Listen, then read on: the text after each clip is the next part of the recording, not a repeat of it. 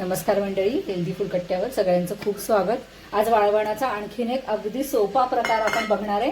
याच्या आधी मी साबुदाण्याचे सांडगे दाखवलेले, पण त्याच्यामध्ये अजून थोडासा बदल करून आणखीन सोप्या पद्धतीने आपण हे सांडगे करणार आहे।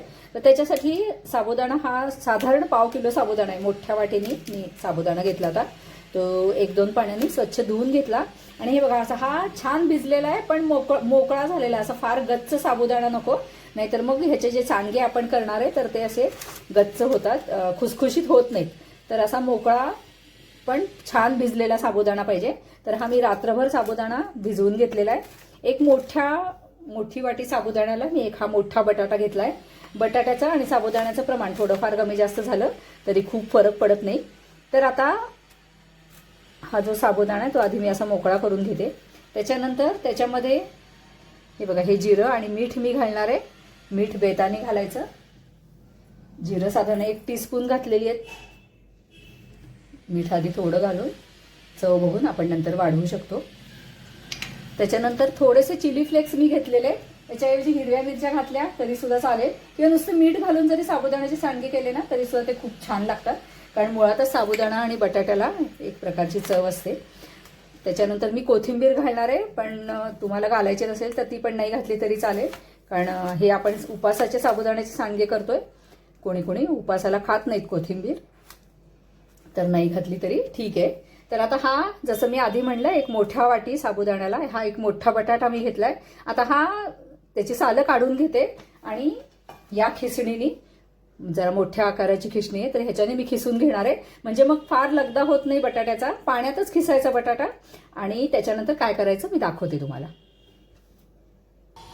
बटाटा याच्यामध्ये खिसून घेतलेला आहे। असा जाडजाड जरा बटाटा खिसला की तो दिसायला पण सांडग्यामध्ये छान दिसतो।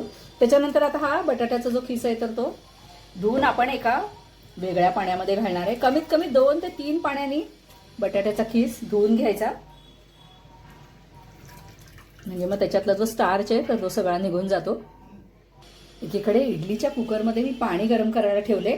ही जी आपण एक्स्ट्रा स्टेप करतोय तर त्याच्यामुळे आपले जे सांडगे ते अजून पोकळ आणि कुरकुरीत व्हायला मदत होते। थोडीशी कोथिंबीर मी याच्यामध्ये घातलेली आहे आणि आता हा जो बटाट्याचा खिस आहे तर तो आपण याच्यामध्ये घालूया। पाणी त्याच्यातलं काढून घ्यायचं सगळं। त्याच्यानंतर हे सगळं आपण आता मिक्स करून घेणार आहे। त्याच्यानंतर तुम्हाला जर चव बघून मीठ वगैरे वाढवायचं असेल तर वाढवू शकता। हे भांडं मला मिक्स करायला छोटं वाटतंय, जरा मोठ्या ह्याच्यामध्ये काढून मी छान मिक्स करून घेतेय।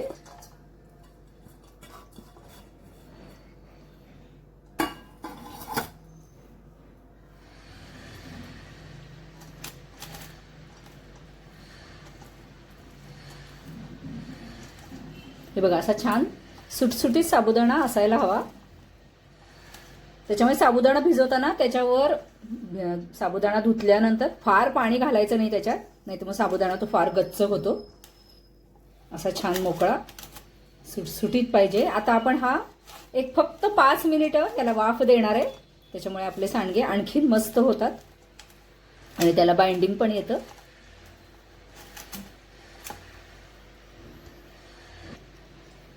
हे उरलेलं मीठ पण याच्यामध्ये घालते। 1 टीस्पून मी मीठ घेतलं होतं, थोडं मीठ मला कमी वाटतंय।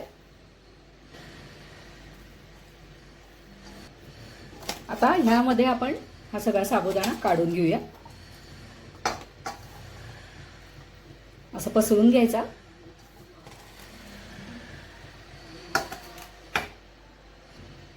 आणि आता हा जो मी इडलीचा कुकर गरम करायला ठेवलाय तर त्याच्यामध्ये ही ताटली ठेवणार आहे। मोजून 5 मिनिटं फक्त आपल्याला याला वाफ द्यायची आहे, याच्यापेक्षा जास्त वाफ देण्याची गरजही नाहीये। खालच्या पाण्याला छान उकळी आलेली आहे। आता त्याच्यामध्ये ही ताटली मी ठेवतेय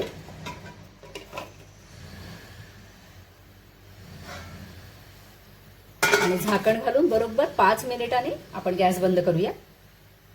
5 मिनिटं झालेली आहेत, मी गॅस बंद करतेय।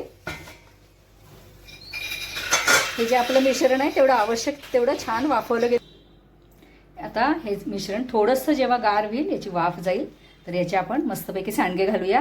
किती सोपी रेसिपी आहे बघा, तुम्ही काहीच करावं लागत नाही आणि याला काही बिघडायचा पण प्रश्न नाही आहे। आणि मी तुम्हाला तळून दाखवल्यावर कळेल की किती ते सांडगे अगदी कुरकुरीत आणि खुसखुशीत होतात ते. तर थोडीशी वाफ जाऊ दे, जरा टेम्परेचर कमी झालं की आपण याचे सांडगे घालूया.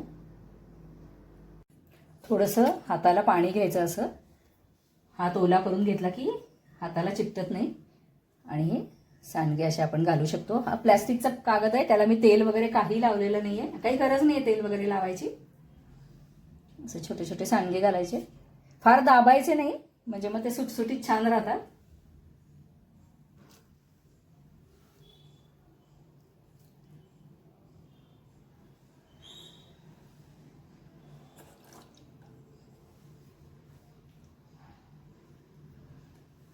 आणि हा जो खिस आहे हा आपण असा जाड खिसणीने खिसल्यामुळे तो तळल्यावर पण सांडग्यावर हा छान दिसतो.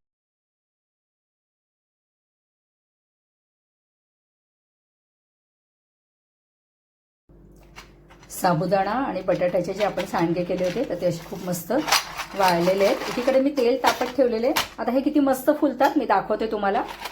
आणि 1/2 किलो साबुदाणा आणि साधारण तेवढ्याच वजनाचा एक बटाटा मी घेतला होता. तर त्याच्या वजनाने किती सांडगे झाले ते पण मी तुम्हाला सांगते. कुठलेही सांडगे तळताना तेल अगदी छान तापलेलं असलं पाहिजे, त्याच्याशिवाय सांडगे छान फुलतही नाही आणि आजपर्यंत तळले पण जात नाही. तर आता हे तेल मी छान तापून घेतलेलं आहे. आता हे साबुदाणा बटाट्याचे सांडगे मी तुम्हाला दाखवते कसे छान फुलतात ते. अगदी पॉपकॉर्नपेक्षा सुद्धा डबल तिबल फुलतात. तुम्ही आधीचा आकार बघितला होता. आता हे बघा, हे इतके खुसखुशीत झालेले आहे, चवीला पण खूप मस्त लागतात आणि करायला पण सोपे आहे. पापड्या करताना वगैरे जे पापड्या फाटतात किंवा चिकटतात ते जी आपल्याला भीती असते, तर ते नवीन करणाऱ्यांना सुद्धा हे सांडगे करायला अतिशय सोपे आहे. हे बघा किती मस्त फुललेले आहेत ते.